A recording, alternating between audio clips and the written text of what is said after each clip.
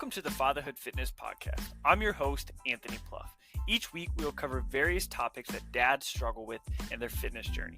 I'll give you actionable steps that you can apply right away, not only to take back control of your own health, but so you're able to be a better example for your kids too. All right. Welcome in.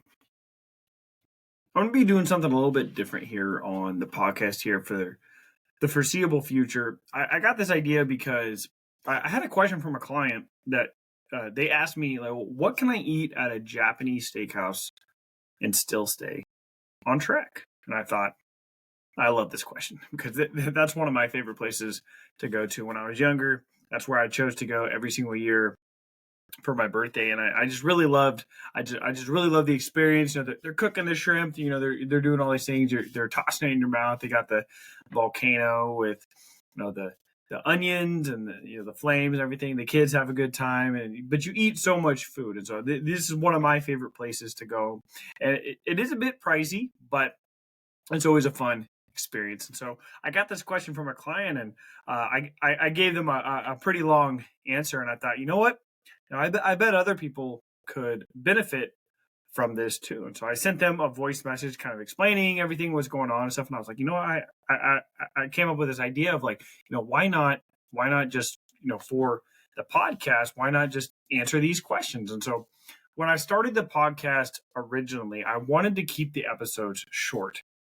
Now, obviously, like when I'm interviewing somebody and I have somebody on the shows are usually 45 minutes to an hour, but I try and keep everything about 20 minutes. For these episodes, I want to keep them around 10 to 15 minutes. And the reason why I want to do that is because I want you to actually listen to it. I know for me, you're a dad, you've got a lot going on right now, and you probably don't have just an hour to yourself during the day where you can just sit and listen to a podcast. So I want you to be able to listen to these, while you're driving to work, while you're mowing the lawn, while you're just, working out or doing other things, and not feel so overwhelmed by it. So that's my thought process behind this. And so I appreciate your feedback. And so if you like this format, if you like this style, go ahead. You can message me on Instagram.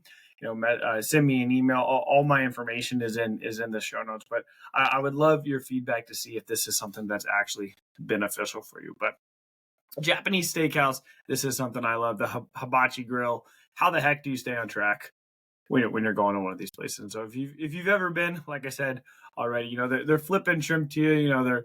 They've got they're making the volcano. It's a full show, but the amount of calories you could eat there, it feels like you're going to blow your entire weekend, and you just don't have to. And so you're probably not going to bring a food scale to the hibachi grill, right? I encourage you not to. That'd be a little bit strange there. And so the experiences itself is obviously something you want to enjoy. You're spending a lot of money to go to one of these places. And so, yes, if weight loss is your goal, you want to be able to still make progress, but you also want to enjoy it. So this is an experience. This is something that is fun. Obviously, you're not eating every single meal like this. And so this is something fun. And so the first strategy I have for you is to make sure, just like with anything, we're focusing on protein. And so the hibachi grills actually have a great selection of protein choices. And so you can go steak, you can go chicken, you can go shrimp, you can go variety. All of them are great, right? You could ask them, to cook it with a little bit, less oil, just making sure you're polite, they'll be happy to adjust it for you. So this is something that could just kind of lower the calorie count. But whether you do or not, steak, chicken, shrimp, all these things are going to be very high in protein, all going to be helpful towards your goals. And so this is what we want to focus on first. And so we'll talk about the order here in a little bit. But it's also important to kind of skip the double scoop of fried rice. Ask for extra veggies. The fried rice at these places is fantastic. Like this, I could literally go there just for fried rice. I absolutely love fried rice. It's one of my favorite meals, but it can add up very quickly. And if we're not adding protein to it, then we're getting lots of calories with not a lot of protein, not a lot of extra nutrition as well. And so that can be something that could make it very easy to go way over our calorie goal there. And so you don't have to cut everything out here. Instead, fried rice, instead of, doing fried rice and noodles and the soup, and the salad, you could pick one here and do half a serving of rice, double the veggies. Obviously at places like this, the way they cook it with the oil and everything, it's going to be a little bit higher calories, but being mindful of some of these things is going to be very helpful because they can add up, right? I love the soup. I love the rice. I love the noodles. I love the salad, right? When we add the dressing, when we add all the sauces and everything, it can add up very quickly. So strategy 2 is just, control the carbs without being, kind of weird about it, right? Carbs are not the enemy. Yes, carbs have calories in it, but we can still enjoy them in a smart way. And so maybe not having everything. This is kind of a bonus strategy here. Ask for a to-go box right away. You put half your meal in that to-go box, half your rice, half your meat, half your veggies, all of those things. Now you have a meal for tomorrow too, and you can enjoy the night without feeling like you're just overstuffed. Because I know for me, I will eat all of it. I love it. It is literally some of my favorite food. And so I have to be smart about it, or I can add a ton of calories, especially if I'm in a deficit, I'm trying to lose weight. This will knock me out for the entire week because I eat so much, and I will probably finish my wife's. I will probably finish my kids. It is that good to me. And so asking for a to-go box before the meal starts can actually be extremely helpful.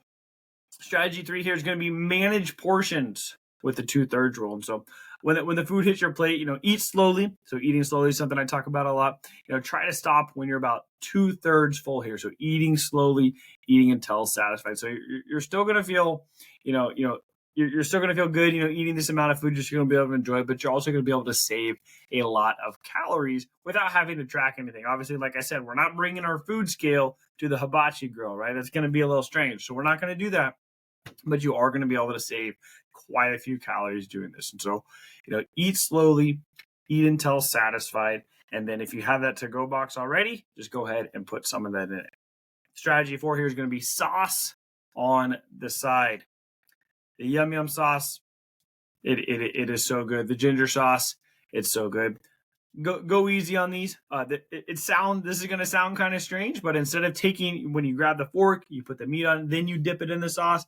Dip your fork in the sauce first, and then grab your meat, and then take a bite there. It's going to save you quite a bit of sauce there, which is going to save you quite a bit of calories. And so instead of just dumping the sauce on, instead of taking a bite and dumping it in the sauce, dip your fork in the sauce, and then take a bite of it. And that can be really helpful for you. It sounds kind of strange, but I promise you it's going to help.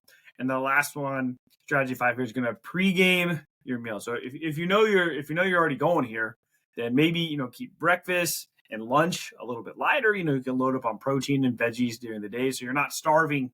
When you sit down and just overeat everything that you see. And so pregame, planning ahead. This is the same strategy that I give for every single restaurant. Every time you're going to a social situation, is just look at the menu ahead of time. Know ahead of time. Obviously, you probably know at a hibachi grill what you're going to get, that it's going to be pretty high in calorie. And so we can prepare for that. So yes, you're probably not going to be in a deficit during the day that you're going to a hibachi grill, but you can also plan ahead for this. You can plan on just staying in maintenance. You can know that, I'm going Friday night. So Thursday, I'm going to be on track. Friday, up until that point, I'm going to be on track. Saturday, I'm going to get right back on track, right? And so you can plan ahead, and so you can stay on track. You can enjoy your meal there. And so eating out doesn't have to just completely knock you out. You don't have to be perfect to see success here. Making better choices while you're there can allow you to enjoy the night without feeling guilty, without feeling like you have to make up for it. And so if you're going to Hibachi Grill, enjoy the show, have fun, enjoy the time with your family, get the steak and shrimp, have fun catching the shrimp in your mouth, skip the double rice there, and then you can still walk out while feeling like you're not completely off the rails there. So hopefully this was helpful for you. If this was helpful for you, go ahead, send me a message, send me an email. Let me know. Let me know if you've got another restaurant you'd like help with, and I definitely love to turn it into a future episode. That concludes this episode of the Fatherhood Fitness Podcast. Thank you for those of you who took time out of your busy schedules to listen. If you have any questions or comments or an idea for a topic for a future episode, please feel free to reach out, and I'd love to hear from you.